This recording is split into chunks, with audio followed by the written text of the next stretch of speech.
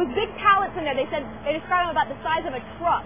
And they've got to get each one of those out because each one of those was on fire. It is so thick right here. I want to bend down and show you. This is just, that's 2 or 3 inches right there, and we're expected just to get more as the night goes on. Don't normally see gas prices drop for a holiday, but this Labor Day, that's exactly what they did. It's a sinkhole that almost swallowed a Sonic. The majority of the damage is from this dust, a thin layer that covers everything from the floors to all the school's computers.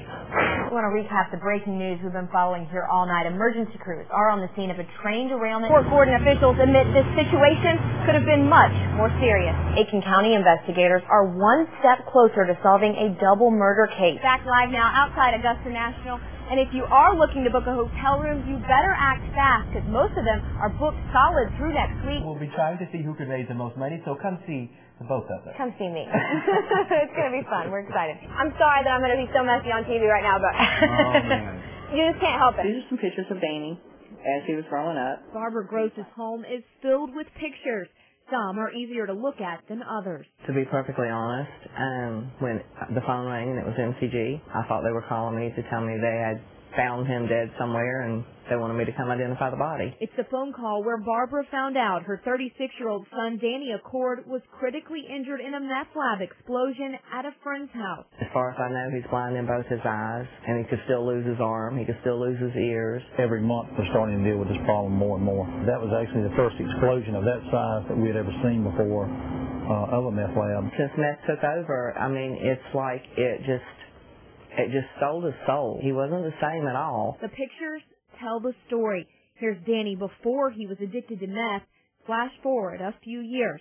She says that loving father is long gone. The Danny that everybody knew and loved is dead. Meth has just consumed him.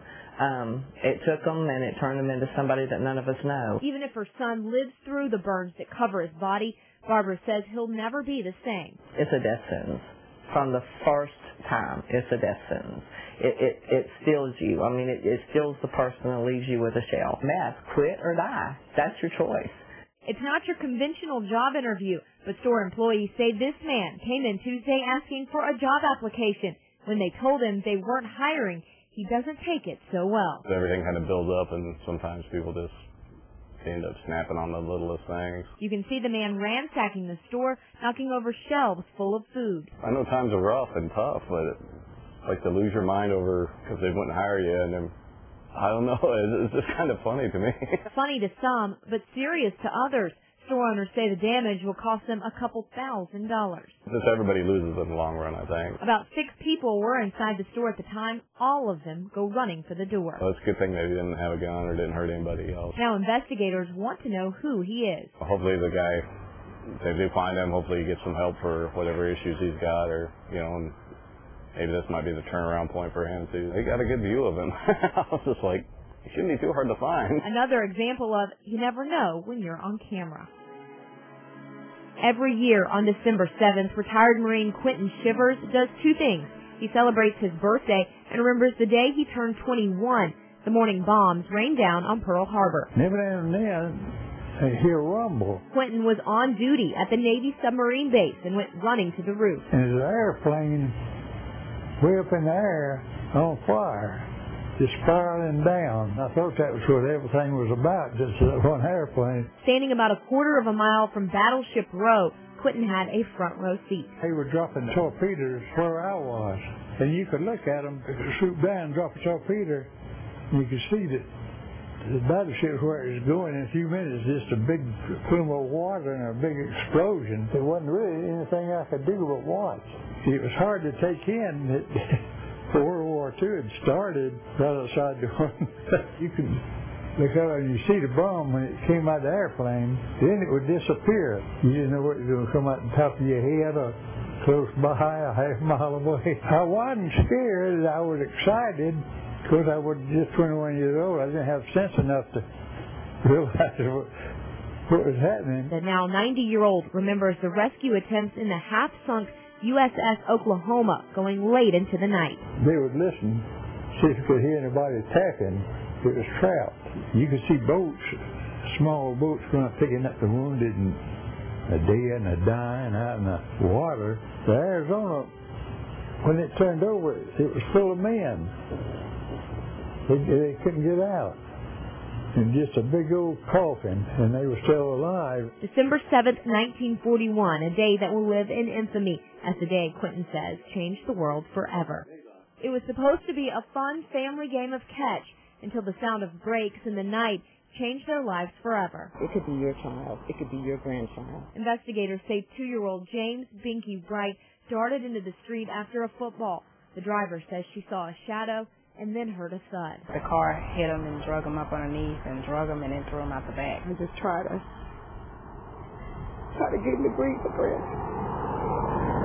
Just try to get him to breathe.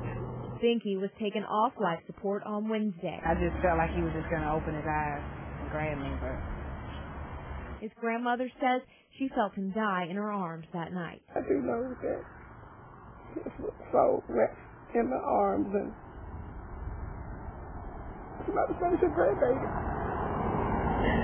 I watched him come in and I watched him go out. The skid marks and spray paint act as scars and serve as painful reminders. God didn't let him feel any pain.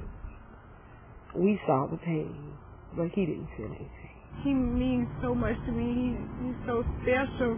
He's not just to me, but to everyone. After the wreck, investigators say the toddler's father dragged the driver out of the car, then beat her up. Charges against him are pending. Can't control it at the time. When things like that happen, it's certain things you just can't control. When it's a baby, it's just really extremely hard. We're not a violent family. What would you do? There were 3 bodies inside: the body of Tony Poole, Janice Poole, his wife, and their daughter, Michelle. It was a cold-blooded murder that investigators say took time. 15-year-old Thompson freshman Eric Poole first shot his stepmother, Janice, while she was asleep. The unopened mail still lying next to her. Then hours later, he killed 6-year-old Michelle when she got home from school. When his father was locking the front door after a day at work, Eric shot him from behind. In all the years of law enforcement, I've seen a lot of bad things, but nothing prepared me for what I saw that night. It was so unpleasant and so disturbing that it's the kind of thing that you get in your mind and you lay in bed that night and you can't quit thinking about it. It affects you that much. All 3 victims were shot in the head multiple times with a .22 caliber rifle. It was a hunting rifle given to Eric for Christmas one year, emptied on his father and placed gently on the couch. You could see he just put his keys down, and then someone just opened up on him and started shooting him like a combat mission, like they were lying in ambush for him. 6-year-old Michelle was shot 7 times. It's a case that's haunted me throughout my career, and sometimes continues to haunt me when I think about little 6-year-old Michelle that never graduated high school, never got married, never had children. Why? The babies.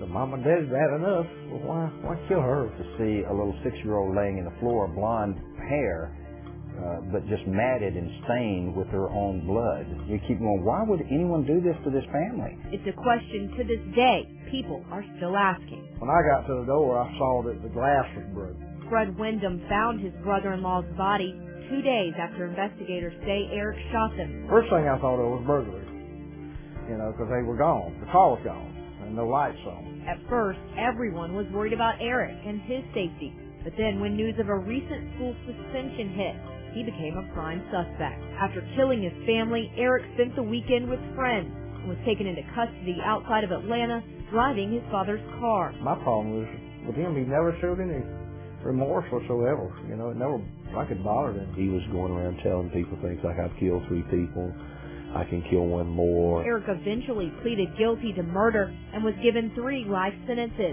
But at the time, Georgia law only considered 2. My contention to them was, so we're like Kmart's now, you kill 2, you get 1 free? In 1987, there was no life without parole, and a life sentence was only 10 years.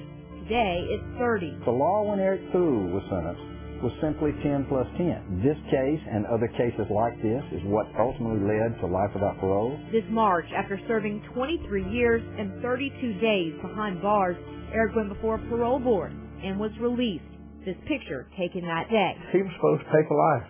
You know, and I think life is when you die. Many people, including the sheriff, are praising the judge for defending his home. And it doesn't have to be big. A pipe bomb this size can cause much more damage than you might think. The rain is not stopping anyone. I think the kids are having more fun in the rain, if you ask me. We're interested in all of it here. Do you want some tape? Yeah, I think that's probably good.